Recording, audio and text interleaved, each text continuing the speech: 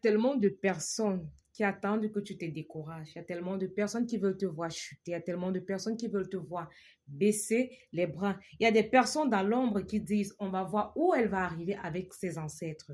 Mais ce que ces personnes oublient, c'est quoi? C'est que être guidé par les ancêtres, c'est accepter se faire rééduquer.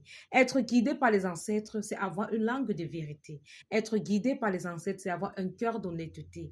Être guidé par les ancêtres, c'est grandir mentalement. Être guidé par les ancêtres, c'est avoir la force de se corriger de ses défauts et de ses mauvaises habitudes. Il y a peut-être de cela 3 ou 4 ans en arrière, lorsque j'apprenais une mauvaise nouvelle, je m'enroulais par terre, je pleurais, ça m'affectait tellement. Mais depuis que mes ancêtres me guident, depuis qu'on m'a rééduqué, je prends les choses avec tellement de maturité. Tellement de maturité. Je vous fais des vidéos, des traitements, mais parfois je vis des situations atroces.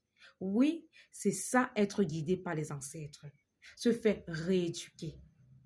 Oui, se faire violence dans tous les aspects de la vie. Être guidé par les ancêtres, c'est accepter perdre même parfois.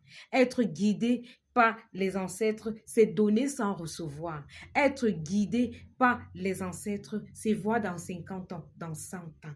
Être guidé par les ancêtres, c'est quitter définitivement de l'obscurité pour la lumière. Être guidé par les ancêtres, c'est voir les choses selon le prisme africain.